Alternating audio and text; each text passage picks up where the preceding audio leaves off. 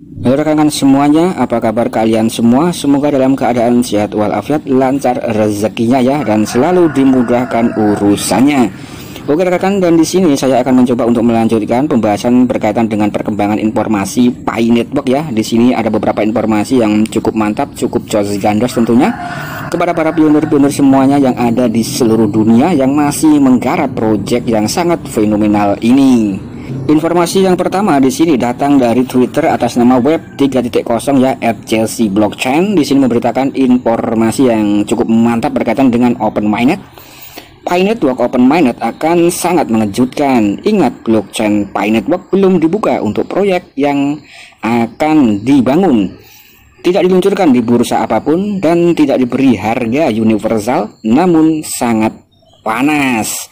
Kemudian di sini ya informasinya sangat mengejutkan dan sangat mantap sekali berkaitan dengan project Pi Network yang Open Mainnet, dan juga berkaitan dengan masalah Pi Network listing di bursa, dan juga berkaitan dengan harga universal ya, atau harga Pi Network untuk satu kesatuan di seluruh dunia ya. Dan di sini kalau kita bahas memang sangat panas rekan-rekan, karena di sini memang untuk beberapa komunitas menginginkan untuk satu koin Pi bernilai dengan $314.000 atau setara dengan 4,8 miliar ya. Yang pasti di sini untuk project Pi Network sangat dinanti-nantikan untuk segera melangsungkan fase berikutnya dan fase Open Mainnet. Tentu ketika Pi Network melangsungkan fase Open Mainnet ya, ini akan sangat mengejutkan banyak kalangan, banyak orang, banyak perusahaan di seluruh dunia ya. Bahkan di sini mungkin bisa dikatakan bisa menggemparkan ya, daripada apa yang sudah dilaunchingkan oleh Cordao beberapa waktu yang lalu, yang juga sempat menghebohkan dalam dunia perminingan. Meskipun dimining dengan handphone dan dimining dengan gratis ya. Nah di sini untuk salah satu contoh adalah Cordao beberapa waktu yang lalu, rekan-rekan mungkin juga menikmati hasilnya ya, meskipun agak sedikit mengecewakan, tapi di situ ya cukup oke, cukup mantap ya, listing di atas $1 dan bahkan sempat menyentuh sekitar $14 ya kalau tidak salah seperti itu.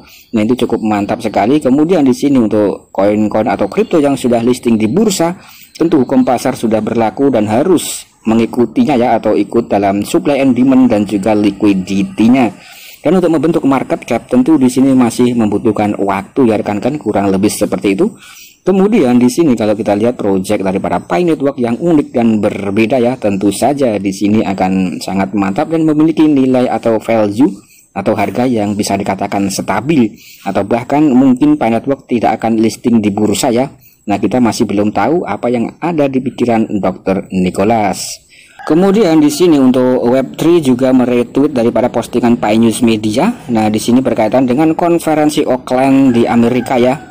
Nah di sini ada Developer Week 2023, dinding tanda tangan yang menarik ditampilkan. Nah ini memang sangat mantap sekali. Jadi di sini Pi Network menjadi salah satu sponsor dalam event hackathon terbesar di dunia, yaitu adalah Developer Week 2023 kemarin ya. Dan di sini masih sedang berlangsung sampai tanggal 23 Februari rekan-rekan. Nah kemudian di sini kita bisa melihat ya. Nah di sini ada Developer Week. Nah diikuti oleh banyak sekali rekan-rekan. Nah di sini banyak sekali perusahaan-perusahaan, dan juga ada sekitar 8 ribuan ahli profesional dalam bidang IT teknologi yang juga ikut bergabung dalam event Developer Week, dan juga diikuti oleh perusahaan-perusahaan kelas kakap dari negara Amerika dan di berbagai negara ya. Ini memang ajang untuk berdiskusi dalam event hackathon rekan-rekan. Dan di sini memang yang terlibat adalah orang-orang cerdas, orang-orang IT dalam dunia blockchain dan teknologi ya. Kemudian juga ada perusahaan-perusahaan yang ikut join dan bergabung. Kemudian Pi Network berperan sebagai sponsor ya, dan juga bisa dikatakan ikut terlibat aktif dalam event ini. Nah ini sangat mantap. Jadi untuk event Pi Network atau event hackathon itu bukan hanya dimiliki atau digagas oleh Dr. Nicholas ya, melainkan untuk hackathon ini memang event berdasarkan teknologi ya rekan-rekan, dan sudah banyak sekali dikembangkan atau diikuti ya, atau sudah sering sekali berlangsung ya, mungkin kurang lebih seperti itu. Kemudian untuk event yang Developer Week di sini memang kalau kita bahas ya, beberapa waktu yang lalu merupakan event yang terbesar, hackathon terbesar di dunia ya. Kemudian di sini sudah berlangsung sebanyak 4 kali. Kemudian kalau rekan-rekan jeli dalam mengamati dalam layar tadi ya, nah di sini ditemukan tentang simbol Pi. Nah di sini Pi Network berpartisipasi dalam event hackathon terbesar di dunia. Ini sekali lagi sangat mantap. Kemudian di sini kita coba untuk melanjutkan ke beberapa informasi berikutnya. Nah di sini juga disebutkan ya tentang Twitter daripada Web3. Di sini juga meretweet postingan daripada Pi News Media. Di sini kalau kita lihat tentang Pi News Media memang merupakan media besar ya, dan di sini memang bisa dikatakan cukup valid dalam memberitakan informasi berkaitan dengan Project Pi Network dan juga berkaitan dengan core team atau Dr. Nicholas.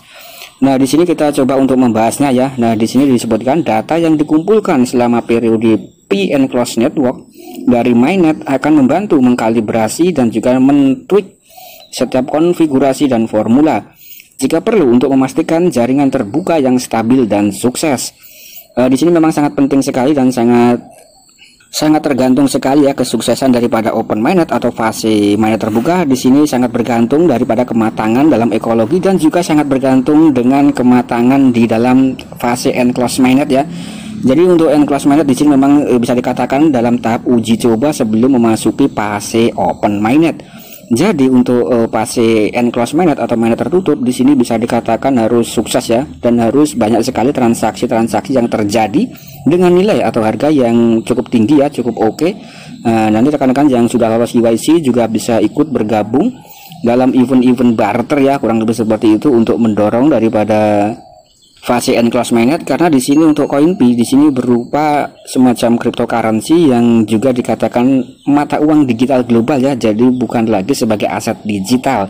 Nah, mungkin kurang lebih seperti itu ya. Dan kalau kita coba pahami tentang Pi Network di sini memang unik, sangat berbeda dengan konsep dengan project-project cryptocurrency yang ada selama ini ya rekan-rekan, kalau saya pribadi mengamati.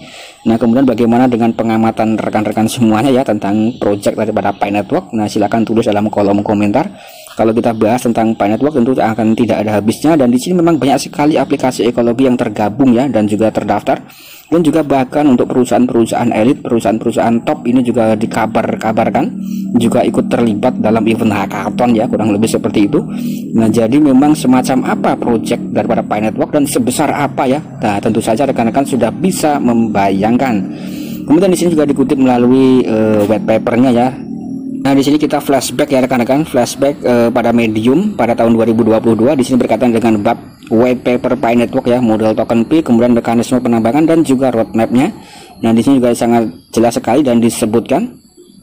Untuk rekan-rekan mungkin yang baru join dengan Pi Network ya, atau mungkin yang belum mengetahui tentang white paper Pi Network, nanti juga bisa dibaca tentang white papernya ya. Nah, kemudian di sini untuk fase daripada enclosed mainnet, nah di sini pada tanggal 28 Desember 2021 ya. Nah, di sini tepatnya core team meluncurkan fase enclosed mainnet sampai hari ini, artinya di sini sudah sekitar 2 tahun ya kita berada dalam fase enclosed mainnet atau mainnet tertutup. Nah, sebelum nanti kita akan menuju ke dalam fase mainnet berikutnya atau fase open mainnet. Nah, ini sangat mantap.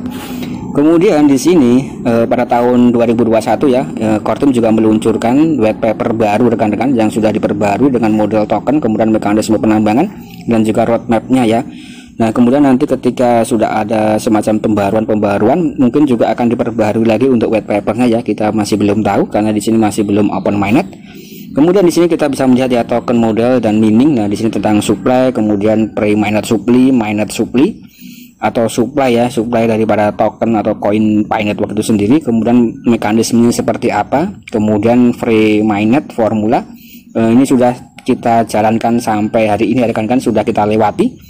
Nah, kemudian di sini juga ada mainnet mining formula, kemudian juga ada sistem wide based mining, pioneer based mining rate. Nah, ini sudah kita lewati. Kemudian di sini roadmapnya. Nah, rekan-rekan juga bisa melihat ya. Kita berada dalam fase ketiga yaitu fase mainnet, dan fase mainnet di sini dibagi menjadi 2, yaitu fase enclosed mainnet ya dan juga fase open mainnet atau open network. Nah, untuk fase enclosed mainnet di sini berfokus pada 2 ya, atau bisa dikatakan 3, yaitu infected of 2, atau di sini fokusnya untuk mengembangkan aplikasi ekologi ya berbasis utilitas. Kemudian di sini juga berfokus pada masalah verifikasi KYC. Jadi mungkin rekan-rekan banyak sekali yang belum KYC dan mengharapkan open mainnet, tentu di sini mustahil ya, karena di sini fokusnya masih dalam KYC dan juga aplikasi ekologi atau mengembangkan utilitasnya.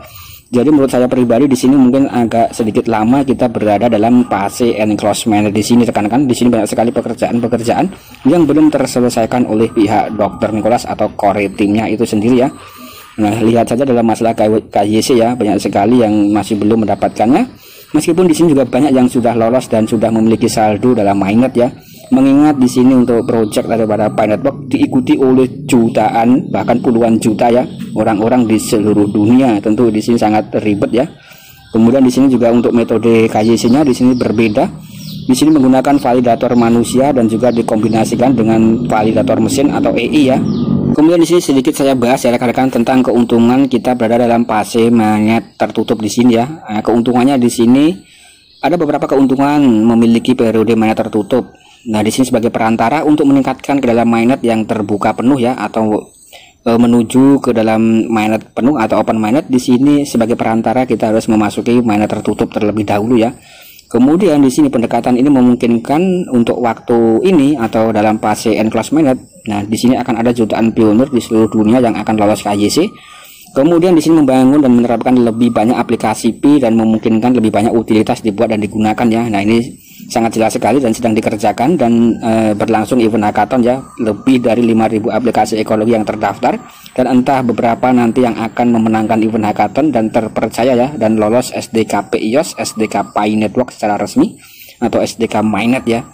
Kemudian di sini mentransisikan aplikasi Pi yang diterapkan di testnet ke dalam Mainnet. Nah, di sini mentransisikan ya. Jadi di sini masih dalam fase-fase semacam tes uji coba ya, sebelum nanti benar-benar matang untuk open mainnet. Nah, nanti bisa dimungkinkan untuk dibuka. Kemudian mengulangi setiap modifikasi dan penyesuaian pada mainnet dan juga ekosistem sebelum jaringan terbuka. Nah, di sini kalau rekan-rekan lihat dalam informasi yang sekilas ini ya, ini rekan-rekan mungkin sudah bisa memahaminya tentang Project Pi Network dan juga tentang open mainnet, mengapa masih belum open mainnet ya. Nah, di sini saya rasa memang ada semacam tes ya, sebelum nanti kalau sudah semuanya beres kelar tentu akan langsung dipencet alarm atau dipencet tombol untuk open mainnet, dan yang memencet itu adalah Dr. Nicholas dan Cheng Diopan ya. Nah, mungkin kurang lebih seperti itu ya rekan-rekan kalau kita pahami di sini. Nah, di sini juga banyak sekali informasi dan informasinya, nanti rekan-rekan itu juga bisa membaca secara mandiri ya. Nah, di sini adalah berupa untuk kita melakukan analisa atau do you own research ya, dilakukan analisamu sendiri. Nah, kurang lebih seperti itu. Karena proyek-proyek cryptocurrency kita harus wajib melakukan DIOR rekan-rekan. Dan di sini saya sebagai content creator saya wajib untuk melakukan disclaimer on ya. Artinya di sini apapun keputusan itu ada di tangan rekan-rekan semuanya. Di sini hanya bersifat memberikan informasi ya. Dan yang memiliki proyek tentu adalah yang di belakangnya, yaitu untuk Pi Network adalah core team Dr. Nicholas, Cheng Diopan dan 40 core team lainnya.